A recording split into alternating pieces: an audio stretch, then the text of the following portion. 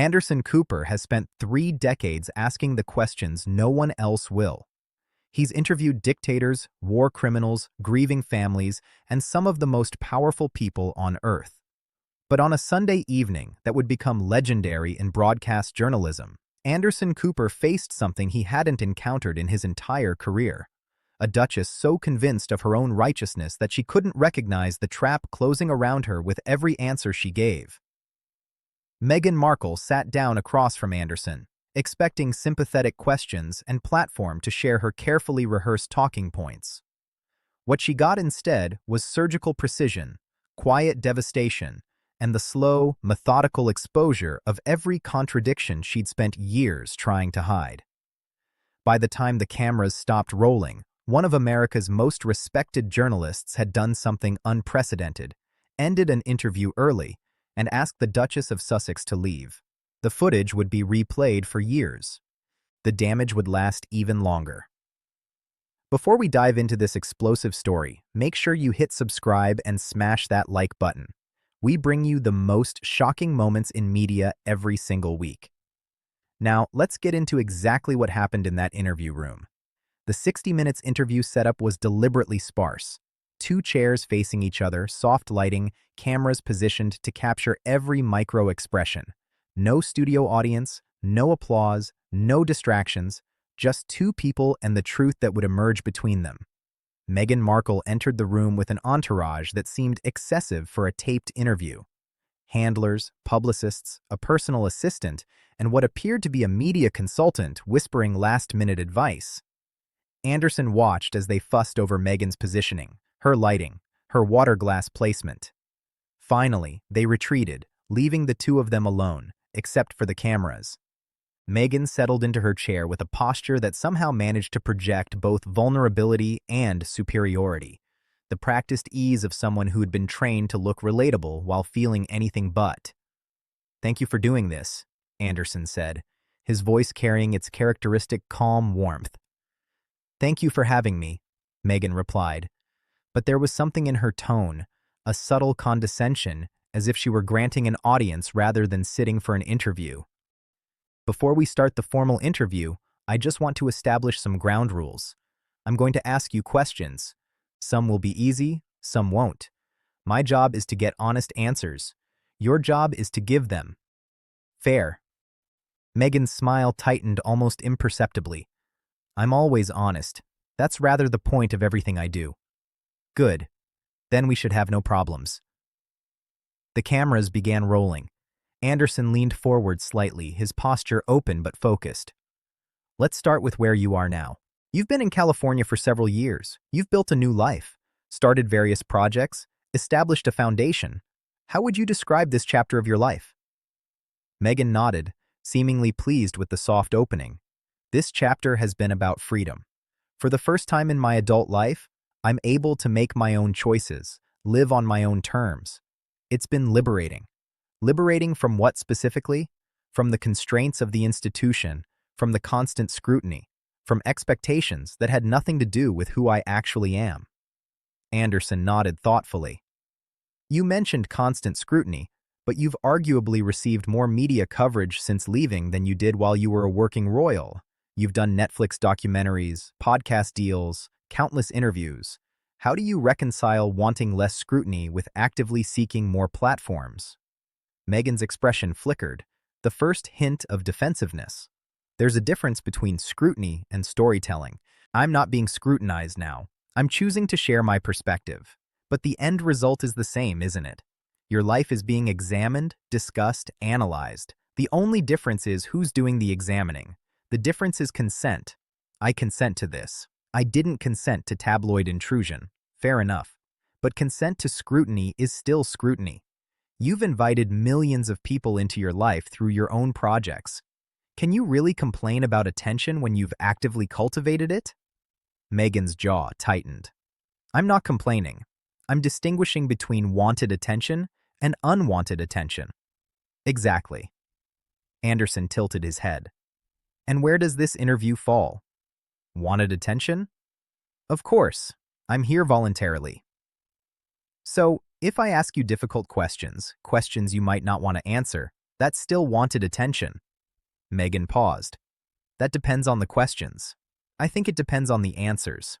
Let's find out. Anderson shifted his position slightly, a subtle signal that the warm-up was over.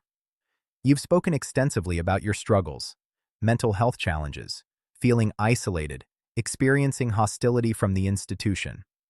Those are serious claims that deserve serious attention, but I want to ask you something that might be uncomfortable. Meghan nodded stiffly. Go ahead. You've attributed much of your suffering to the institution, the palace, the press, the pressure, but you entered that world voluntarily. You pursued a relationship with a prince, knowing what the royal family entailed.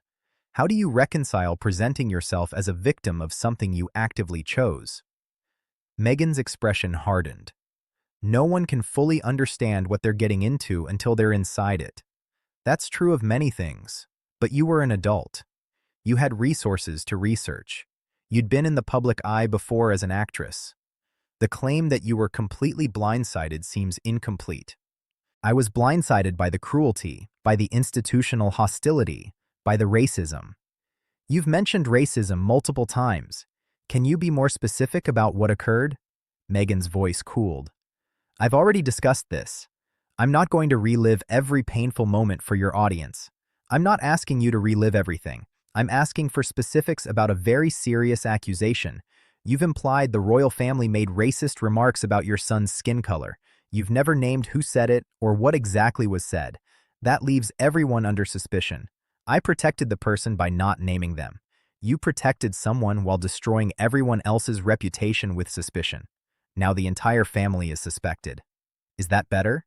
Is blanket accusation more ethical than specific one? Meghan went quiet for a moment. I was trying to preserve relationships by publicly accusing the family of racism without saying who. That doesn't preserve relationships. It poisons all of them. Everyone wonders if they're the one you meant.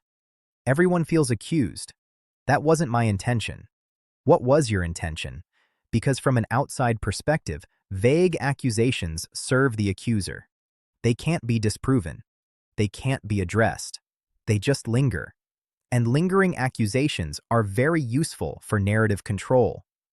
Meghan's composure was cracking visibly. Her practiced warmth had given way to something colder. You're doing exactly what the British press did, questioning my credibility instead of engaging with my experience. Anderson didn't rise to the bait. His voice remained calm, almost gentle.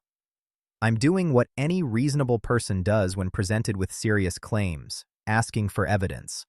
That's not attacking your credibility. That's basic journalism. And the fact that you interpret questions as attacks is concerning.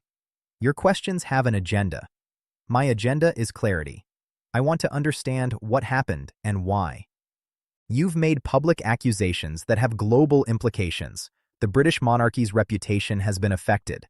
Family relationships have been damaged, all based on claims you won't substantiate. I'm asking you to substantiate them. I don't owe you substantiation. You don't owe me anything. But you did choose to make these claims publicly, and public claims invite public scrutiny. You can't have it both ways. You can't demand to be believed while refusing to provide details. Meghan stood up slightly, then sat back down. A false start that betrayed her agitation. Can we change the subject? Of course. How's Harry? The shift in Meghan's demeanor was immediate and dramatic.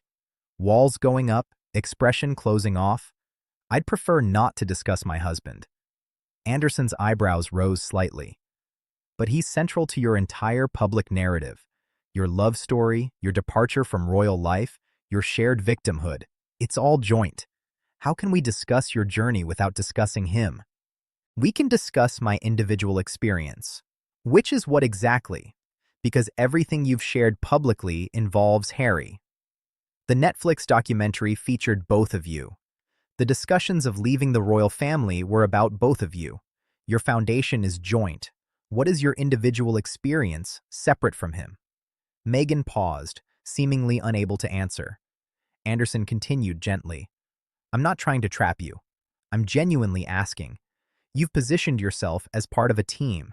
When you remove the team from the conversation, what's left? I have my own identity. I'm sure you do, but you haven't shown it to the public. Everything we know about your post-royal life involves Harry.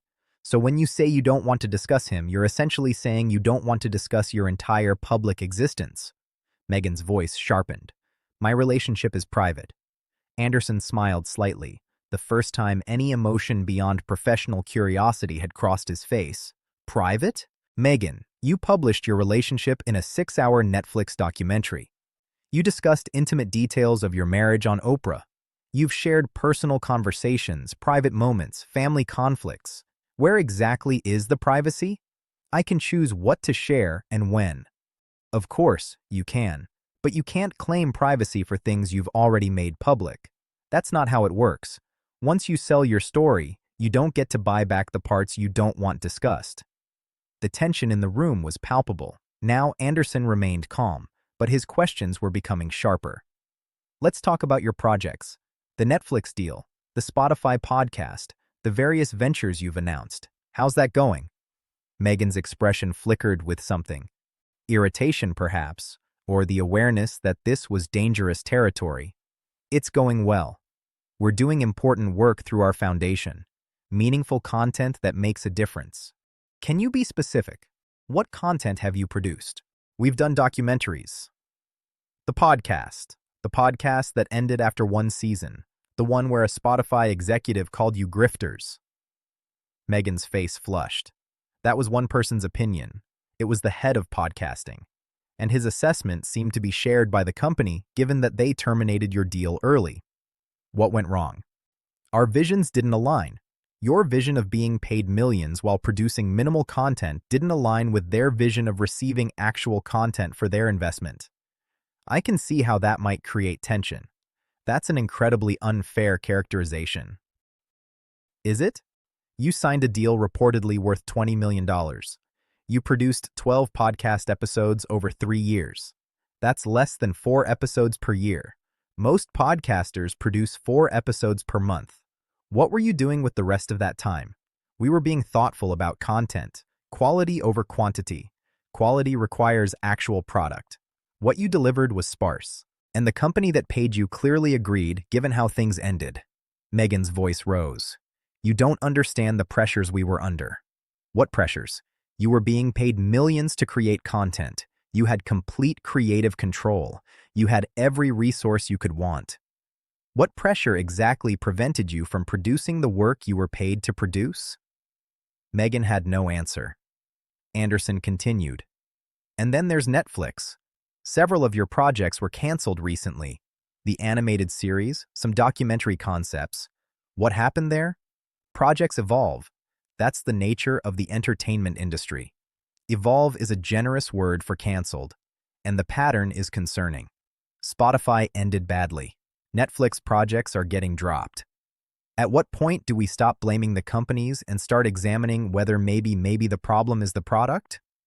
Meghan stood up fully. The movement sudden enough to startle the crew members watching. This is exactly what I expected. Another interview disguised as journalism that's actually just an attack. Anderson remained seated, looking up at her with an expression of mild curiosity. Which questions were attacks? I asked about your experience. You said you were blindsided. I asked for specifics about racism. You refused. I asked about Harry. You invoked privacy. I asked about your projects. You blamed others. At what point did any of that constitute an attack? Your tone. My tone has been calm, professional, and curious. The same tone I use with everyone. If it feels hostile to you, maybe examine why basic questions about your own public statements feel like hostility. You're not asking questions, you're prosecuting. I'm asking you to explain things you've publicly claimed. That's not prosecution, that's accountability. And the fact that you can't tell the difference is exactly the problem I keep noticing in all your interviews. Any question you don't like becomes an attack. Any scrutiny becomes persecution. It's a very effective shield, but it's not honest engagement. Meghan grabbed her water glass, then set it down without drinking. I don't have to justify myself to you. No, you don't. But you're on 60 Minutes. You agreed to this interview. You walked in here knowing what kind of program this is. We don't do puff pieces. We ask hard questions. If you wanted soft treatment, you came to the wrong place. I didn't want soft treatment. I wanted fair treatment. This is fair. Fair means I ask real questions and you give real answers. You've given me deflection, hostility, and claims you won't substantiate. That's not my failing. That's yours. Meghan moved toward the door, then stopped, turning back for what seemed like a final confrontation. You know what I've noticed about journalists like you? You claim objectivity while pursuing agendas. You ask questions that are actually accusations. You pretend you're seeking truth while actually seeking gotcha moments. Anderson stood now but slowly, without aggression. I've been doing this for 30 years, Meghan. I've interviewed people who've survived genocides. I've talked to parents who've lost children. I've sat across from dictators and victims, heroes and villains. Almost all of them, even the worst ones, manage to engage with difficult questions without treating them as personal attacks. He paused. You've treated every question tonight as if I'm your enemy, and I'm not. I was genuinely curious about your life, your choices, your perspective, but you've made understanding impossible because every question becomes an attack in your mind, because they are attacks. They're not. How are you finding California is not an attack? Tell me about your projects is not an attack. Can you be specific about the racism you've alleged? Is not an attack. It's the most basic follow-up question any journalist would ask. Meghan's voice rose. You don't understand what I've been through. Then help me understand. That's why we're here. But helping me understand requires actual answers, not deflection. It requires specifics, not vague references to suffering. It requires engagement, not hostility. I've been engaging. You've been defending. There's a difference. Engagement means considering the question seriously and responding thoughtfully. Defense means treating every question as a threat to be neutralized. You've been defensive since you walked in. Meghan grabbed her purse, her movements sharp with controlled fury. I'm leaving. This interview is over. Anderson nodded slowly. That's your prerogative. But before you go, I want to say something. Meghan paused, perhaps curious despite her anger. Anderson continued, his voice carrying that quiet intensity that had made him one of the most respected journalists in America. I've interviewed people accused of war crimes who stayed until the end. I've talked to politicians caught in scandals who answered every question. I've sat across from people in far worse situations than yours who engaged honestly and completely. You're leaving because I asked you to explain your own public statements. Think about what that says. It says, I'm refusing to participate in a hostile interview. It says you can't defend your narrative when someone actually examines it. Your story works in controlled environments. Netflix documentaries you produce, Oprah interviews where the questions are softballs, podcasts you host yourself. It doesn't work when someone asks follow-ups. That's not my failure. That's the failure of the story itself. Meghan's face contorted with barely suppressed rage. My story is true. Parts of it may be, but stories that are completely true don't fall apart under basic questioning. They become stronger when examined. Yours doesn't. It becomes vaguer, more defensive, more dependent on accusations of hostility. That's not the behavior of truth. That's the behavior of narrative. You're calling me a liar. I'm calling you evasive. I'm calling you defensive. I'm calling you unwilling to engage with straightforward questions about your own claims. If that means liar to you, that's your interpretation, not my accusation. Meghan stood frozen in the doorway, caught between her desire to leave and her inability to let Anderson have the last word. History will vindicate me. Anderson smiled sadly. Maybe. Maybe history will see someone who had extraordinary opportunities and spent most of her time complaining about them. Someone who could have used her platform for almost anything and chose to use it primarily for grievance. Someone who had everything and still felt wronged. He paused. I hope I'm wrong. I hope you find peace. But peace isn't something you find by arguing with everyone who sees you clearly. At some point, you have to stop and wonder if maybe the people noticing contradictions aren't the problem. Meghan opened her mouth to respond, then seemed to realize she had nothing left to say. She turned and walked out, the door closing behind her with a decisive click. Anderson sat in silence for a moment, the camera still rolling. Then he turned to face the lens, his expression weary but resolved. Well, that was unexpected. In all my years of interviewing, I've rarely had a subject walk out before we finished. I've interviewed people accused of terrible crimes who stayed until the end. I've talked to politicians in crisis who answered every question. A duchess leaving because I asked about her projects and her racism claims. That's a first. He paused, gathering his thoughts. I want to be clear about what happened here.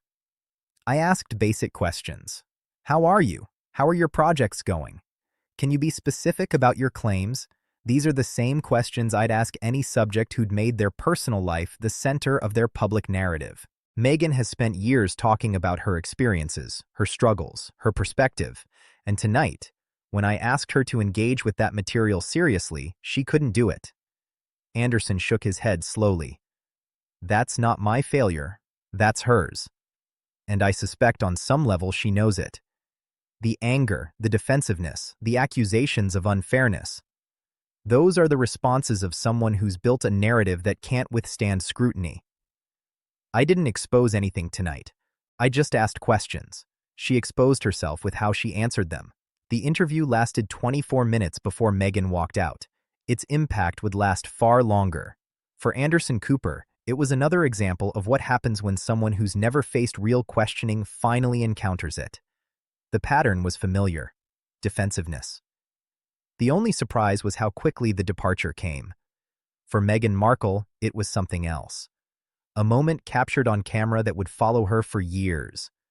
Proof that her narrative, so carefully constructed over documentaries and interviews and carefully controlled media appearances, couldn't survive basic journalistic inquiry. The 60-minute stopwatch had ticked for over 50 years, marking segments that changed history, exposed corruption, and revealed truth. On this particular Sunday, it marked something simpler, but no less significant. The moment a duchess discovered that some questions don't care about titles and some journalists don't care about walking out.